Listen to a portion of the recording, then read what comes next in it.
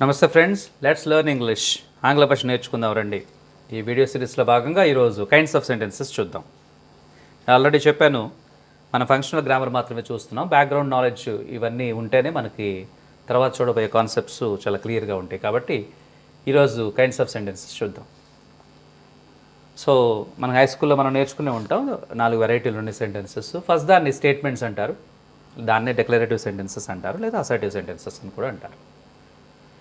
పేరేదేమైనా కానీ ఆ statements, declarative sentence, assertive sentences పట్టుకోవడం కొంచెం సులువే. ఎందుకంటే సెంటెన్సెస్లో ఎండింగ్లో ఫుల్ స్టాప్ ఉంటుంది. ఓకే, మనం చీట్ చేయడానికి ఎవరైనా ఫుల్ స్టాప్ పెట్టచ్చు, కానీ సెంటెన్స్ అయ్యి ఫుల్ స్టాప్ అయితే మాత్రం statement, declarative sentence, assertive sentences అయ్యే అవకాశం ఉంది. తర్వాత interrogative sentence second variety, questions అని కూడా అంటారు. ఇది పట్టుకోవడం కూడా ఈజీ, ఎందుకంటే దీంట్లో క్వశ్చన్ మార్క్ కనబడుతుంది మనకి. తర్వాత imperative sentence commands or request అంటాం మనం. కమాండ్స్ కానీ రిక్వెస్ట్ చేయడం గురించి కానీ మాట్లాడేవి ఇంపరేటివ్ సెంటెన్సెస్. వీటికి కూడా ఫుల్ స్టాప్ ఉంటుంది, కానీ ఫస్ట్ దానికి థర్డ్ దానికి చిన్న డిఫరెన్స్ ఉంటుంది. అది మనం తెలుసుకోవాలంటే ఇంపరేటివ్ సెంటెన్స్ సబ్జెక్ట్ కనిపించదు, స్టేట్మెంట్స్లో సబ్జెక్ట్ కనిపిస్తుంది. Rama is a great king, దీంట్లో రామ సబ్జెక్ట్ కనిపిస్తుంది మనకి. డూ ఇట్లో యూ అన్న సబ్జెక్ట్ ఉంటుంది, ఇట్స్ కమాండ్ కాబట్టి. యూ డూ ఇట్ అంటే యూ డూ ఇట్ అని అర్థం. ఆ యూ అన్నది కనిపిస్తుంది, ఇట్ ఈస్ అండర్స్టూడ్. తర్వాత ఫోర్త్ వెరైటీ ఎక్స్క్లమేటరీ సెంటెన్స్లో as a word itself సజెస్ ఎక్స్క్లమేటరీ మార్క్ ఉంటుంది. సో ఇవి పట్టుకోవడం చాలా ఈజీ. వీటికేమో ఫుల్ స్టాప్, వీటికేమో క్వశ్చన్ మార్క్, వీటికి కూడా ఫుల్ స్టాపే, కానీ సెంటెన్స్ ఈజ్ అండర్స్టూడ్. దీంట్లోనే ఎక్స్క్లమేటరీ ఉంటుంది. బేసిక్ డివిజను దాని దగ్గరకు వచ్చినప్పుడు ఒకసారి చూద్దాం. ఎగ్జాంపుల్స్ చూడండి. The book is on the table, full stop పెట్టేసాను ఆల్రెడీ. మీరు జాగ్రత్తగా గమనిస్తే ద బుక్ అన్న సబ్జెక్ట్ ఉంది ఇక్కడ, ఈజ్ అన్న వర్బ్ ఉంది, ఆన్ ద టేబుల్ అని ఇంకా అదర్ వర్డ్స్ ఉన్నాయి. ద బుక్ ఏమో సబ్జెక్ట్ అయింది, ఈజ్ ఆన్ ద టేబుల్ ఏమో ప్రెడికేట్ అయింది. ఓకే, సో ఫుల్ స్టాప్ ఉంది. సో న్యాచురల్గా ఏమవుతుంది ఫ్రెండ్స్, ఇది ఫస్ట్ వెరైటీయా థర్డ్దా? ఫుల్ స్టాప్ అంటే మనం ఇంపరేటివ్ కానీ స్టేట్మెంట్ కానీ అనుకున్నాం. The book is on the table subject ఉంది కాబట్టి ఇది ఏమవుతుంది, ఫస్ట్ వెరైటీ అవుతుంది. Is the book on the table, question mark, అసలు ఆలోచించాల్సిన అవసరం లేదు, second variety.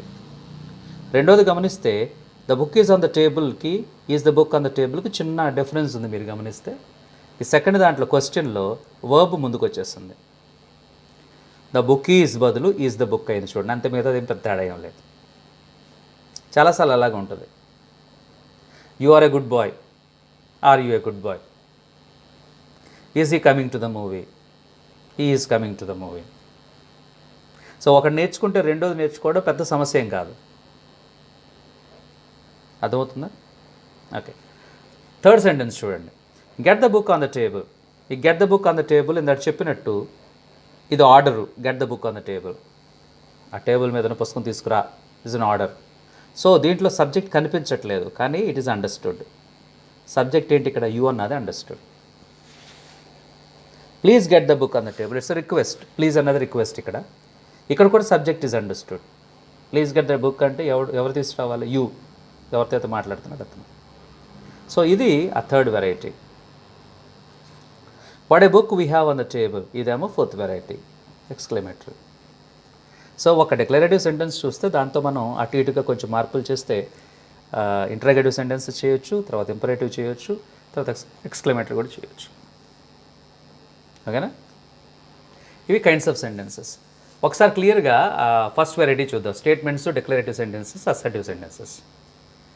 So what is the definition? Declarative sentences లేకపోతే assertive sentences make assertions or statements. India is a great country, it's a statement, దాంట్లో doubt ఏం లేదు. ఒక statement, ఒక మనిషి చేయగలిగిన ఒక స్టేట్మెంట్. పాకిస్తాన్ వాడు India is not a great country అనొచ్చు, వాడి దృష్టిలో అదొక స్టేట్మెంట్. మనం పాకిస్తాన్ అంటాం కదా, Pakistan is a terrorist country అంటాం, దట్స్ ఎ స్టేట్మెంట్. ఓకే, దాని మీద ఆర్గ్యుమెంట్స్ ఉండొచ్చు, but that is what a person things to be true. నేను కొన్ని ఎగ్జాంపుల్స్ ఇచ్చాను చూడండి. Shami can't bat, it's a statement. దాంట్లో రియాలిటీ ఎంత ఉన్నదని అవసరం మనకి. కోహ్లీ కాంట్ బ్యాట్ అన్నా మీరు నమ్మాలి గ్రామర్ ప్రకారం, ఎందుకంటే గ్రామర్ ప్రకారం అది కరెక్ట్. షమీ కాంట్ బౌల్ అన్నాను అనుకో, అది గ్రామర్ ప్రకారం కరెక్ట్. ఫ్యాక్ట్కి మనం ఇచ్చిన సెంటెన్స్ సంబంధం లేదు. ఇక్కడ సెంటెన్స్ గ్రామర్ కరెక్ట్గా ఉందా లేదా అన్నప్పుడు చూసుకోవాలి మనం. దీంట్లో షమి సబ్జెక్ట్ అవుతుంది, కాంట్ బ్యాట్ అని ఒక అసర్షన్ స్టేట్మెంట్ అవుతుంది. Jagapathi Babu is a great actor, it's statement. మరి Jagapathi Babu is not a great actor అనొచ్చు, అది కూడా ఒక స్టేట్మెంట్. ఒకటేమో అఫర్మేటివ్ సెంటెన్స్ అంటారు, రెండోదేమో నెగిటివ్ అంటారు. షమి కాంట్ బ్యాట్ ఏమో నెగిటివ్ స్టేట్మెంట్, అది. Jagapathi Babu is a great actor ఏమో అఫర్మేటివ్ స్టేట్మెంట్. థర్డ్ చూడండి, Kishore teachers mathematics well, it's another statement. ఇవన్నీ స్టేట్మెంట్స్ నన్ను ఇందాక చెప్పినట్టే it ends with a full stop, it's a period. వీటన్నిటికీ చుక్కలు ఉన్నాయి చూడండి. దీన్నే ఫర్ ఎగ్జాంపుల్ క్వశ్చన్ చేయాలనుకున్నారనుకోండి, I can make it like this, can Shami bat or can't Shami bat. Can ముందు పెట్టి షమి పెట్టి బ్యాట్ క్వశ్చన్ మార్క్ చేస్తే క్వశ్చన్ అయిపోతుంది. Jagapathi Babu is a great యాక్టర్లో is Jagapathi Babu a great actor question mark పెడితే అయిపోతుంది, ఈజ్ ముందుకు తీసుకోవచ్చు. సో కిషోర్ టీచర్స్ మ్యాథమెటిక్స్ వెల్లో ఇక్కడ దీన్ని టీచర్స్ అనేది ముందుకు తీసుకోవచ్చు. ఎలా తీసుకురావచ్చు, టీచర్స్ని డస్ టీచ్ అన్నది పెట్టుకోవచ్చు మనం, అది చిన్న అరేంజ్మెంట్. అది ఇది చేసినట్టు is Jagapathi Babu a great actor లాగా టీచ్ కిషోర్ మ్యాథమెటిక్స్ వెల్ అని అనలేం. సో ఇక్కడ టీచర్స్ అనేది సింపుల్ ప్రెజెంట్ టెన్స్ ఉంది కాబట్టి డస్ టీచ్ వస్తుంది. So does Kishore teach mathematics well అన్నది ఆన్సర్ అవుతుంది. ఓకేనా. So assertive sentences, declarative sentences, statements, they make assertions or statements. అవి పాజిటివ్ అవ్వచ్చు, నెగిటివ్ అవ్వచ్చు. పాజిటివ్ అయితే వాటిని అఫర్మేటివ్ అన్నాం, నెగిటివ్ అయితే వాటిని నెగిటివ్ సెంటెన్సెస్ అన్నాం. ఇప్పుడు రెండో వెరైటీని చూద్దాం. రెండో వెరైటీని మనం ఇంట్రాగేటివ్ సెంటెన్సెస్ లేదా క్వశ్చన్స్ అని అంటాం. అవి ఏం పని చేస్తాయి సెంటెన్స్లో, దే ఆస్క్ క్వశ్చన్స్. ఇందాక చెప్పిన సెంటెన్సెస్ రిపీట్ చేస్తున్నాను. Can Shami bat or can't Shami bat, is Jagapathi Babu a great actor, does Kishore teach mathematics well. In that సెంటెన్స్లో కిషోర్ టీచర్స్ అన్నాం, ఆ టీచర్స్ని డస్ టీచర్ పెట్టి మధ్యలో సబ్జెక్ట్ కిషోర్ని పెట్టాం. ఇవి చిన్న చిన్న అడ్జస్ట్మెంట్లు మనం చేసుకోవడం అలవాటైతే ఒక సెంటెన్స్ను ఉపయోగించి రెండో వెరైటీ చేయడం ఈజీ అయిపోతుంది. ఓకే. అండ్ అన్నిటికన్నా మనకు బండ గుర్తు ఏంటంటే క్వశ్చన్ మార్క్ ఉంటుంది వీటికి. అయితే ఇంట్రాగేటివ్ సెంటెన్సెస్లో కూడా రెండు వెరైటీలు ఉన్నాయి. ఇవి కొంచెం జాగ్రత్తగా చూడాలి మనం. ఫస్ట్ వెరైటీని WH వర్డ్ క్వశ్చన్స్ అంటామండి. సో ఆ వర్డ్ని బట్టి చూస్తే ఈ WH word questions are questions formed using WH words. ఎలాంటి ఎగ్జాంపుల్స్ చూడండి. What, where, when, okay, which, who, whose, whom, why, how long, how many, how much, how old, how come ఇలాంటి పదాలు వాడుతూ, ఇక్కడ హౌ అని ఉన్నా సరే దీన్ని WH వర్డ్ అని అంటారు. ఇలాంటి పదాలు వాడుతూ దానివల్ల క్వశ్చన్ తయారు చేస్తే అవి WH వర్డ్ క్వశ్చన్స్ అవుతాయి. కొంచెం ఇంటర్వ్యూ ప్రాసెస్కి వెళ్ళినప్పుడు మనం తర్వాత చూడబోయే ఇంటర్వ్యూ ప్రాసెస్ గురించి చూసినప్పుడు ఈ WH వర్డ్ క్వశ్చన్స్ అన్నిటిని ఓపెన్ ఎండెడ్ క్వశ్చన్స్ అంటారు. For example, what is your name అంటే my name is Ashok Vardhan అని అనాలి, లేకపోతే ఐఎమ్ అశోక్ వర్ధన్ అనాలి, లేదా అశోక్ వర్ధన్ అనాలి. వీటి కంపల్సరీ ఒక సెంటెన్స్ చెప్తే బాగుంటుంది. Is your name Ashok Vardhan అని ఎవరైనా అడిగారు అనుకోండి, ఎస్ అంటే సరిపోతుంది. మనం రెండు మిక్స్ చేయకూడదు. వాట్ ఈజ్ యువర్ నేమ్ అనగానే ఎస్ ఎస్ అనకూడదు. వెర్ ఆర్ యూ ఫ్రమ్ అంటే నో అనకూడదు. అర్థమవుతుందా? So where are you from అంటే ఐఎమ్ ఫ్రమ్ ఢిల్లీ అనాలి, ఐఎమ్ ఫ్రమ్ ఆంధ్రప్రదేశ్ అనాలి. వెర్ ఆర్ యూ గోయింగ్ అంటే I'm going to some place అని అనాలి. When did you meet your friend అంటే ఐ మెట్ హిమ్ ఎస్టర్డే అనాలి. అదే did you meet your friend yesterday అని అడిగేవనుకోండి, ఎస్ అంటే సరిపోతుంది దానికి, లేదా నో అంటే సరిపోతుంది. ఆర్ యూ ఫ్రమ్ ఢిల్లీ అన్నారనుకో, ఎస్ ఐఎమ్ ఫ్రమ్ ఢిల్లీ అనాల్సిన అవసరం లేదు, ఎస్ అంటే సరిపోతుంది. No I'm not from Delhi అంటే అనాల్సిన అవసరం లేదు, నో అంటే సరిపోతుంది. సో మనల్ని క్వశ్చన్ అడిగిన వ్యక్తి ఆర్ యూ ఫ్రమ్ ఢిల్లీ అని అడిగాడు అనుకో, అతను ఎక్స్పెక్ట్ చేసే ఆన్సర్ ఏంటి, ఎస్ కానీ నో కానీ చెప్తే సరిపోతుంది. అలా కాకుండా వేర్ ఆర్ యూ ఫ్రమ్ అని అడిగారు అనుకోండి, ఎస్ అని అనకూడదు. అర్థమవుతుందా? సో దానికేమో ఫుల్ ఆన్సర్ రావాలి, దీనికేమో షార్ట్ ఆన్సర్ వస్తే సరిపోతుంది. ఈ WH వర్డ్ క్వశ్చన్స్తో ఇది నేర్చుకోవడం చాలా ఇంపార్టెంట్ మనకి. ఎందుకంటే మనం రిపోర్టెడ్ స్పీచ్కి వెళ్ళినప్పుడు దాన్ని మార్చే పద్ధతి దీని మీద ఆధారపడి ఉంటుంది. చాలా ఇంపార్టెంట్గా నేర్చుకోవాలి. ఒకసారి చూడండి. Questions formed using WH words like what, where, when, which, who, whose, whom, why, how long, how many, how much, how old, how come వీటన్నిటిని WH వర్డ్ క్వశ్చన్స్ అంటారు. దీన్నే మనం రిపీట్ చేస్తున్నాం, ఓపెన్ ఎండెడ్ క్వశ్చన్స్ అంటాం. Okay. రెండో variety yes or no type of questions. ఇప్పుడు already నేను example ఇచ్చేసాను.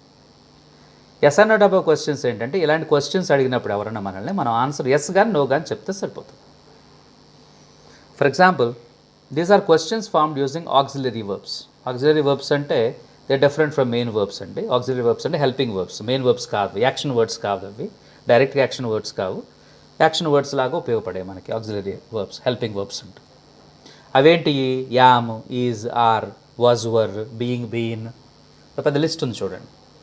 Yam, is, are, was, were, being, been, can, could past tense, will, would past tense, shall, should past tense, may, might past tense ఏమో might, ఆ రెండోవి past టెన్స్లు.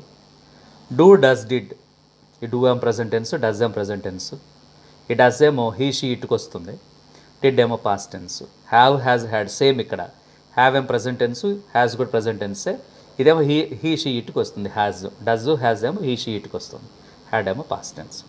Must, need, dare, ought, ఈ పదాలు ఉపయోగించి మనం ఏమైనా క్వశ్చన్స్ తయారు చేస్తే వాటి ఆన్సర్ ఎస్ గా నో కానీ ఉంటే సరిపోతుంది. కెన్ యూ స్విమ్ అని అడిగారు అనుకోండి ఎవరన్నా, మన ఆన్సర్ ఏంటి? ఎస్ లేదా నో సరిపోతుంది. Will you come to movie tonight అని అడిగారు అనుకోండి, ఆన్సర్ ఎస్ లేదా no. Will you join English medium school అని అడిగారు అనుకోండి, ఆన్సర్ ఎస్ లేదా నో, అంతే. Why do you want to join English medium school అని అడిగారు అనుకోండి, అప్పుడేం చెప్పాలి? ఎస్, నో అని అనకూడదు. I want to join English medium school because అని చెప్పి ఇది కారణం చెప్పాలి. నీకు జాయిన్ అవ్వడం నచ్చలేదు అనుకోండి, I don't want to join English medium school because అని చెప్పి చెప్తాను. ఓకే, సో ఇంటర్వ్యూస్లో WH word questions open ended questions అంటారని అన్నాం. Yes or no type of క్వశ్చన్స్ని క్లోజ్డ్ ఎండెడ్ క్వశ్చన్స్ అంటారు. ఆన్సర్ మనం ఐదర్ ఎస్ ఆర్ నో చెప్తే సరిపోతుంది. సో మై డియర్ ఫ్రెండ్స్, ఈ second variety interrogative sentences questions they end with a question mark. This we already discussed. Now let's move on to the third type. Third type, as we saw already, is imperative sentence or imperative sentences. Imperative sentences ante command, requests or wishes. మనం మెయిన్గా command రిక్వెస్ట్ల మీద focus చేస్తాం. చూడండి, get out, ఎక్కువగా class రూమ్లో teachers వాడే పదాలు ఇవి. గెట్ అవుట్, కమ్ ఇన్, అంతా రఫ్గా ఉంటుందన్నమాట డీలింగ్ అంతా. చక్కగా దాన్ని మనం ప్లీజ్ గెట్ అవుట్ అన్నాం అనుకోండి, పిల్లల్ని కూడా తిట్టేటప్పుడు కూడా ప్లీజ్ గెట్ అవుట్ అన్నాం అనుకోండి, దాని వాల్యూ అనుకుంటుంది. మేము జనరల్గా ఇంజనీరింగ్ క్లాసెస్లో పిల్లల్ని ఎప్పుడు గెట్ అవుట్ అని అరవం, ప్లీజ్ గెట్ అవుట్ అంటాం. తిడుతున్నాం కానీ చాలా ఫ్రెండ్లీగా తిడుతున్నాం. పిల్లవాడు వింటాడంటే వింటాడు, నువ్వు గెట్ అవుట్ అన్నా వింటాడు, అరిచినా వింటాడు, పళ్ళు నూరేసి తిట్టినా వింటాడు. Okay, it all depends on hour calibre and our character. అది మీకు తెలియదు ఏం కాదు. సో గెట్ అవుట్ అన్నది imperative sentence, please get out కూడా ఇంపరేటివ్. ఇదేమో కమాండ్, ఇది రిక్వెస్ట్. ఇది ప్లీజ్ అని పెట్టడం వల్ల రిక్వెస్ట్ అయిపోయింది.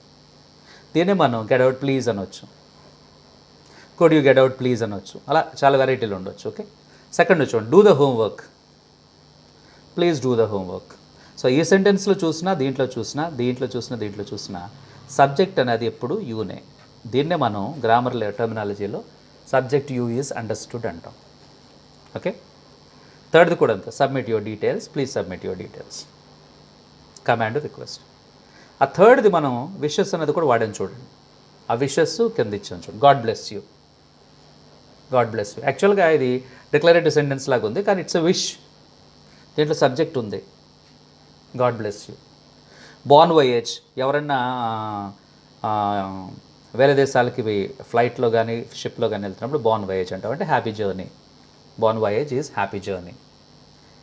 A journey by sea generally, maybe by ship or by flight, is called voyage. That's called bon voyage, good voyage, good journey, happy journey. అది కూడా విషయం. తర్వాత కంగ్రాచులేషన్స్ అంటాం, కమిసరేషన్స్ అంటే కంగ్రాచులేషన్స్ ఎవరైనా ఏదైనా సాధించినప్పుడు కంగ్రాచులేషన్స్, ఏదైనా పోయినప్పుడు కమిసరేషన్స్, కండోలెన్సెస్, ఏ పదాలు వాడుతూ ఉంటాం.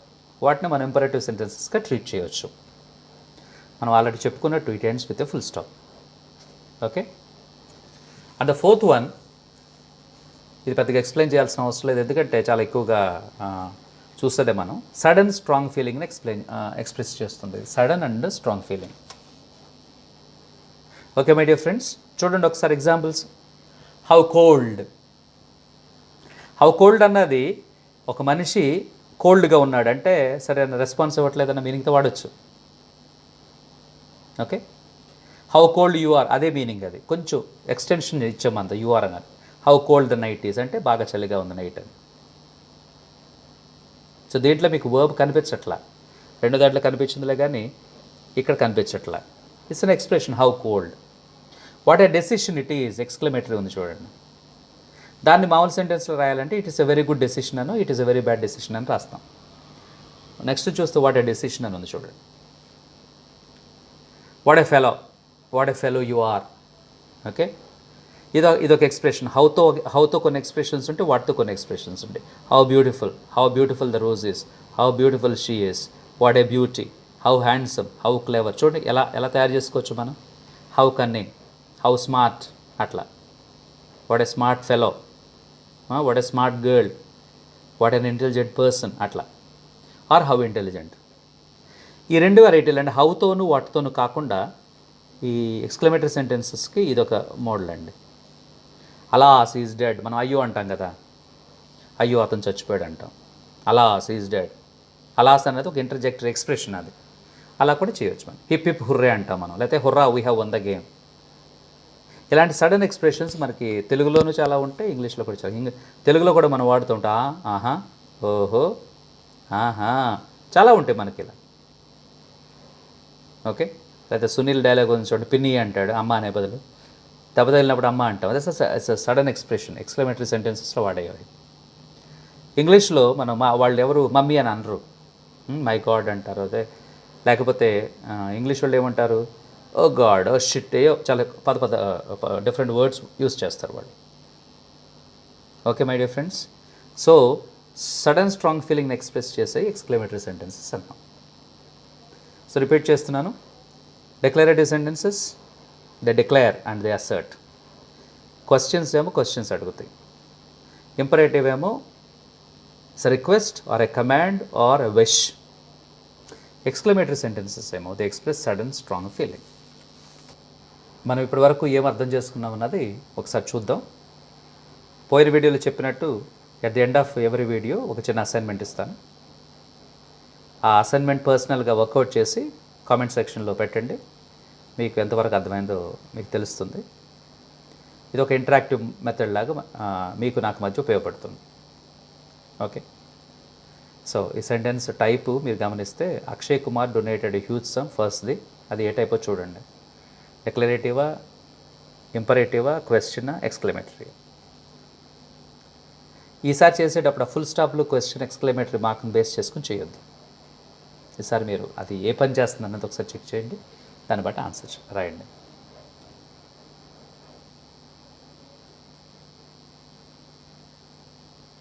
I repeat, Akshay Kumar donated a huge sum, first thing. Why don't you take time to read books, second thing.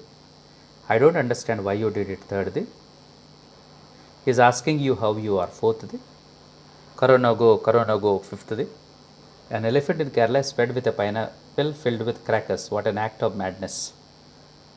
So ఇది తయారు చేసే సమయానికి దీని మీద ఒక డిఫరెంట్ స్టోరీస్ వచ్చాయి. ఒక సెంటెన్స్ లాగా తీసుకోండి అది. Listen to me please.